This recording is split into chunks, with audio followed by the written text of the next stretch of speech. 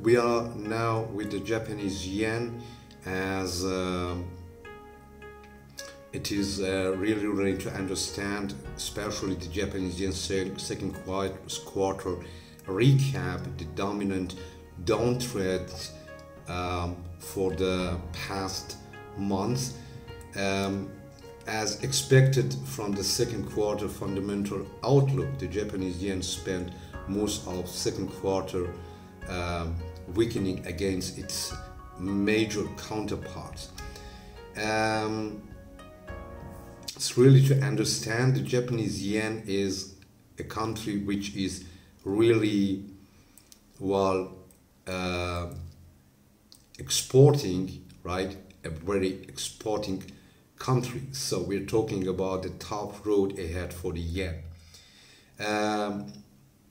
One major base yen index can be seen somewhat, closely following spreads between Japanese and United States 10-year government bond yields.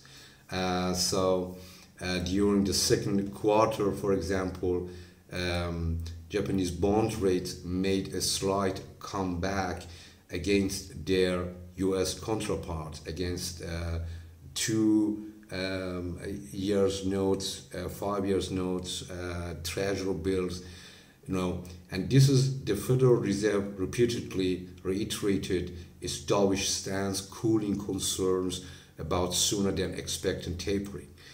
The next factor is the interest of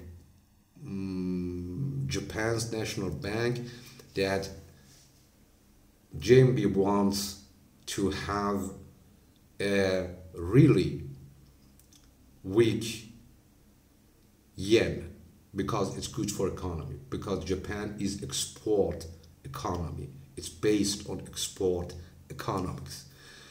So according to a survey conducted on behalf of Discover, financial services, I think it was something around 70% of the consumers had a pent-up desire to start traveling again. Of course, after so many times in COVID time. So 87% of them reported that the cause of destination could determine where they go. About 66% of travelers are planning a trip about 1 to 6 days long, and some are really interested to travel again to Asia, to Far East, and so on, to all those countries, to all those regions. So given the lockdown environment experienced last year, these figures are understandable.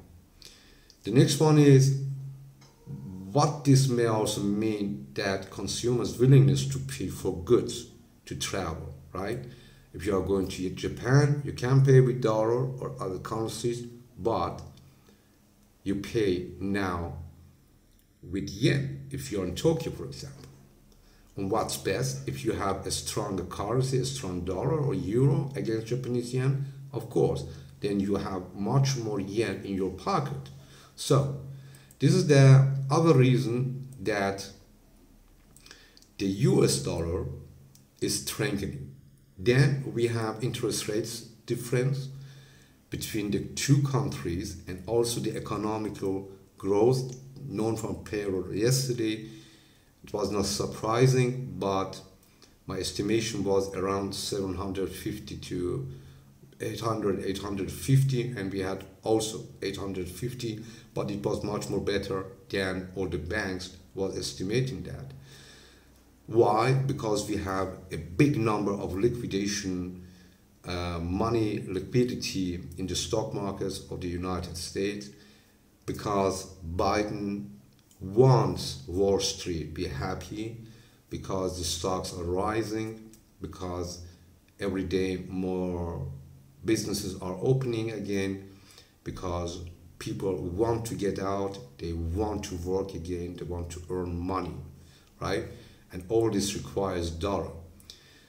And meanwhile, the Bank of Japan still had relatively also little inflation to worry about. So the interest rates in Japan are steady, while we have a tendency in the United States, that the interest rates will high.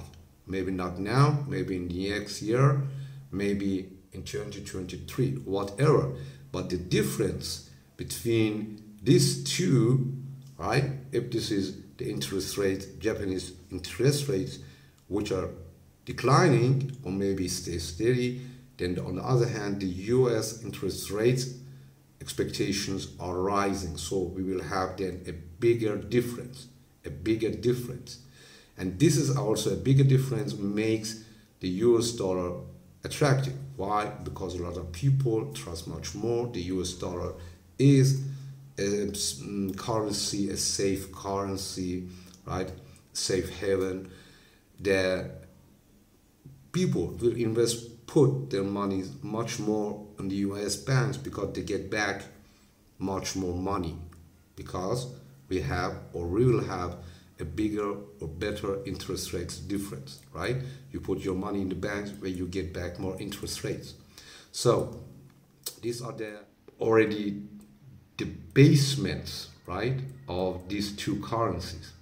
Then we have a long-term price action overview, as the US dollar against the Japanese yen appeared to be in a stronger state if we looked at the price action over the last 10 years, where yen got more stronger. But since the beginning of this year, yen is losing on value.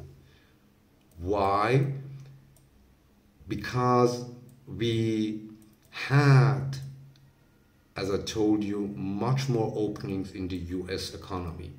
And this was one of the main reasons that, of course, we had also a stronger growth in GDP, gross domestic product, in productivity of the US dollar. So US dollar, Japanese yen medium-term bias points to upside made possible breakouts. That's especially interesting for traders, for retail traders, for companies who are involved in export, import, and also to have a short to middle-term view for the coming months, not for the coming years. So zooming in on daily charts, we can see that second quarter brought moderate levels in of volatility for US dollar against the Japanese yen, and currently we are at around 111, but the direction up to 112 and then 211. 15.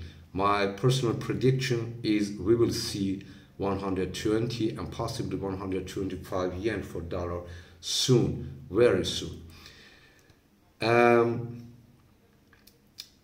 The greenback was also able to recover some of its shine after the Federal Reserve brought forward to 2023 its interest rate liftoff and began then preliminary deliberations to scale back asset purchases. So therefore we see a hawkish shift during the last week. We had also volatilities in the market. Yes, we had also a lot of profit takings because some investors have been a little bit frightened, maybe profit taking, maybe pay loans for the companies, whatever. But all these factors together did not break the Dow Jones. So in any case, irrespective of market noise and many ups or maybe downs also during the second quarter, Japanese yen against the US dollar or dollar against the Japanese yen appears to be in an uptrend over the medium term. This is my prediction.